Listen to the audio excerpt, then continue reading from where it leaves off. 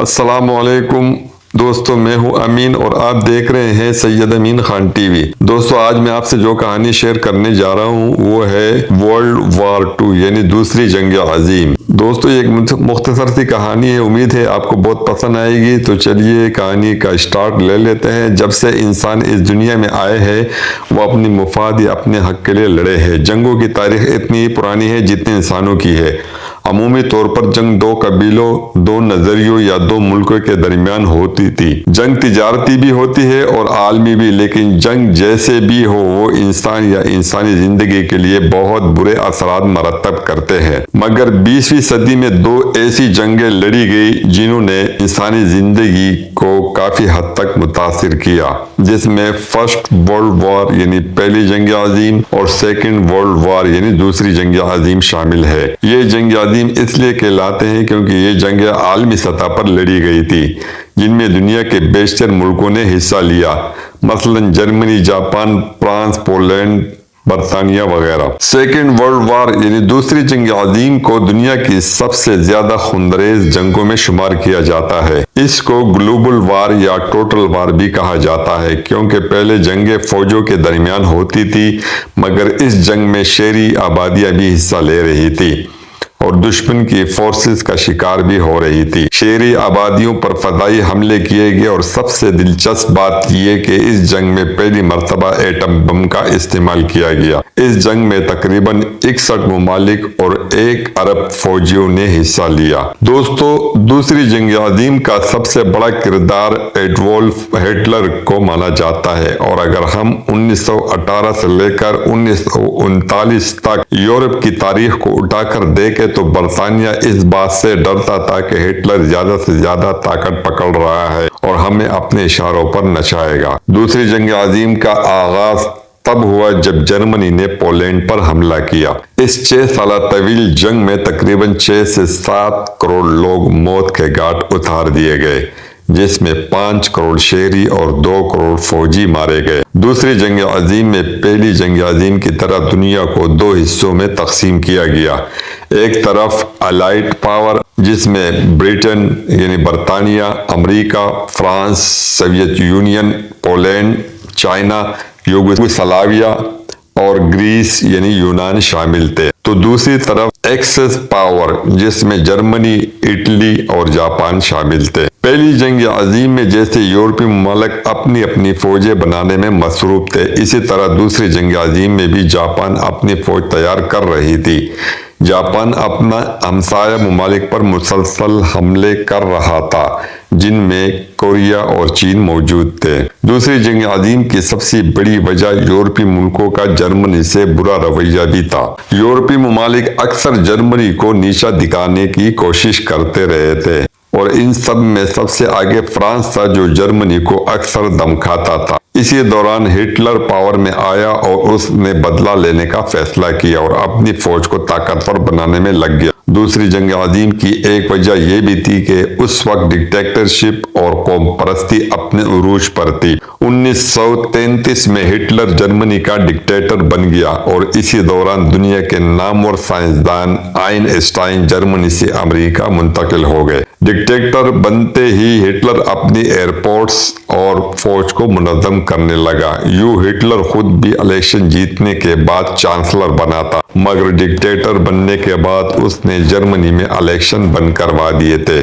پہلی جنگ عظیم کے بعد جرمنی کو بہت شرمندگی اٹھانا پڑی، اس لیے ہٹلر جرمنی کو دوبارہ عظیم بنانا چاہتا تھا اور اپنے دشمنوں سے بدلہ بھی لینا چاہتا تھا۔ پہلی جنگ عظیم میں جاپان شامل نہ تھا، مگر پہلی جنگ عظیم کے بعد جاپان نے اپنی فوج کو مضبوط کرنا شروع کر دیا اور ساتھ ہی ساتھ اپنے ہمسایہ ملکوں پر حملہ اور ان پر قبضہ کرنے لگا۔ جرمنی، اٹلی اور جاپان کے بیچ ایک معاہدہ طے پایا کہ اگر جنگ ہوئی تو جنگ کی صورت میں تینوں ایک دوسرے کا ساتھ دیں گے۔ پہلی جنگ عظیم کے بعد جرمنی کے کچھ علاقے پولینڈ میں شامل کر دیے گئے تھے اور ہٹلر انہیں بھی اپنے قبضے میں کرنا چاہتا تھا، مگر فرانس، برطانیہ اور پولینڈ نے بھی جنگی معاہدہ کیا۔ فرانس اور برطانیہ نے پولینڈ کے حفاظت کا وعدہ کیا۔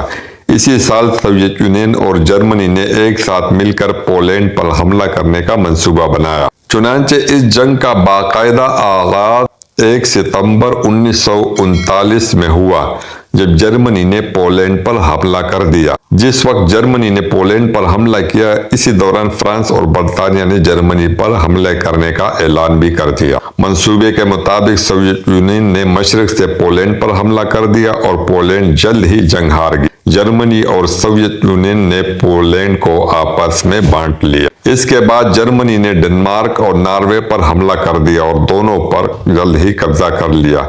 इसके बाद जर्मनी ने बेल्जियम और नीदरलैंड पर भी हमला कर दिया और उन पर भी कब्जा जमा लिया। उधर सोवियत यूनियन ने फिनलैंड पर हमला कर दिया। उसके साथ ही फ्रांस ने इटली पर हमला कर दिया और इस तरह इटली भी दूसरी जंग आज़ादी में शामिल हो गया। 1940 में जर्मनी ने फ्रांस पर हमला कर दिया और 4 दिन के अंदर अंदर फ्रांस ने घुटने टेक दिए। इसके बाद जर्मनी और बरतानवी एयरफोर्स के दरमियान जंग हुई। जर्मनी एयरफोर्स ने बरतानिया के शहरों और कंपनियों पर बमबारी की। इसका भी बरतानिया ने खूब जवाब दिया। यह हवा में लड़ने वाली सबसे बड़ी जंग करार दी जाती है। इस जंग में बरतानिया के 1000 और जर्मनी के तकरीबन 1600 तैयारे मारे गए। इसके बाद हंगरी, बुल्गारिया और रोमानिया भी एक्सिस पावर में शमूलियत कर ली। 1941 में इटली और बरतानिया के अफ्रीका में लड़ाई हुई, क्योंकि अफ्रीका में फ्रांस, बरतानिया और इटली की कॉलोनीज थी और इन मुल्कों की फौज भी वहां मौजूद थी। इस जंग के आगाज में इटली कमजोर पड़ गया, इसलिए जर्मनी ने इटली की मदद के लिए अपनी फौज भेज दी। इसी दौरान जर्मनी ने यूनान और यूगोस्लाविया पर भी हमला कर दिया और उन पर भी कब्जा जमा लिया और इस तरह जर्मनी ने पूरे यूरोप को अपनी मुट्ठी में कर लिया। यहाँ से शुरू होते हैं जर्मनी का जवाल। मुआहदे के खिलाफ जाकर जर्मनी ने सोवियत यूनियन पर हमला कर दिया। इस दौरान मौसम गर्मा अपने अख्ताम पर पहुंच गया और सर्दियां आ गई और जर्मन फौज सर्दी में न लड़ सकी और सोवियत यूनियन में फंस कर रह गई। बाद में सोवियत यूनियन ने चुन चुन कर जर्मन फौज को मार कर खत्म कर दिया। हिटलर के जर्नलों ने हिटलर को सोवियत यूनियन पर हमला करने पर रोका था, क्योंकि इस तरह का रिस्क नेपोलियन भी ले चुका था, मगर हिटलर ने किसी की भी न सुनी और नुकसान से दोचार हुआ। 1941 में जापान ने फ्रांस, अमेरिका और बरतानिया से जंग छेड़ दी। इसी दौरान अमेरिका ने जापान को तेल की रिसाई बंद कर दी और यूं जापान बौखला गया। जापान को इस बात का भी डर था कि अमेरिका कभी भी इस पर हमला कर सकता है, इसलिए जापान ने मंसूबा बनाया कि अमेरिका से पहले मैं अमेरिका पर हमला कर दूंगा और जापान अपने मंसूबे में कामयाब भी हो गया। जापान ने अमेरिका के बंदरगाह पर हमला कर दिया, जिससे पूरा अमेरिका हिल कर रह गया, जिसमें अमेरिकन नेवी के बहुत से जंगी जहाज और शिप्स तबाह हो गए और तकरीबन 2500 लोग मारे गए।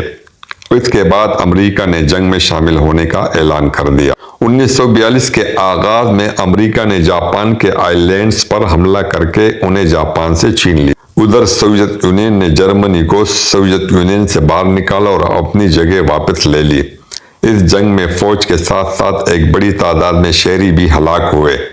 इसके बाद अलाइड पावर फिर से अपना जोर पकड़ रहा था। इसी दौरान इटली और जर्मनी दोनों अफ्रीका में जंग हार गए। 1943 अलाइड पावर ने इटली पर कब्जा कर लिया और इटली के डिक्टेटर मुसोलिनी को ओहदे से हटा लिया गया और बाद में गिरफ्तार भी कर लिया। चूंकि फ्रांस अभी तक जर्मनी के कब्जे में था, अलाइड पावर ने अपना सारा जोर फ्रांस पर लगा दी और चंद ही महीनों में फ्रांस से जर्मनी की फौज को बाहर निकाल दी। जर्मनी अब मुसलसल शिकस्त खा रही थी। 1945 में अलाइड पावर ने जर्मनी पर हमला कर दिया और मशरक से सोवियत यूनियन ने भी जर्मनी पर हमला कर दिया और 29 अप्रैल 1945 में जर्मनी ने अपनी शिकस्त तस्लीम कर ली और 30 अप्रैल को हिटलर ने खुदकुशी कर ली। उसके बाद ही यूरोप में लड़ाई खत्म हो गई और अलाइड पावर फतहयाब हो। उसके बाद अमेरिका ने जापान पर एटम बम गिराने का ऐलान कर दिया। अमेरिका जानता था कि अगर उसने जापान पर फौजियों के जरिए हमला किया तो उसके बहुत से फौजी मारे जाएंगे और जापान को हराना भी मुश्किल हो जाएगा। चुनांचे 6 अगस्त को अमेरिका ने हिरोशिमा पर लिटिल बॉय नामी एटम बम गिरा दिया और 3 दिन बाद नागासाकी पर फैट मैन गिरा दिया। हिरोशिमा में तकरीबन 1 लाख और नागासाकी में 80,000 लोग मारे गए। پھر ایٹمی حملے کے بعد 15 اگست کو جاپان نے شکست تسلیم کی اور اس کے ساتھ ہی دوسری جنگ عظیم بھی اپنے اختتام کو پہنچ۔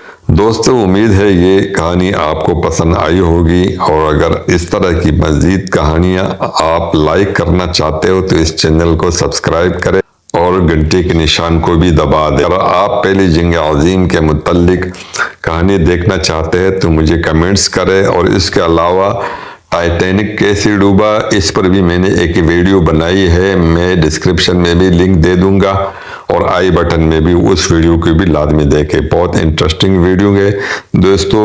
انشاءاللہ ایک نئی ویڈیو میں آپ سے پھر دوبارہ ملاقات کروں گا، تب تک کے لیے اپنے ہوسٹ امین خان کو دیجیے اجازت۔ اللہ نگہبان۔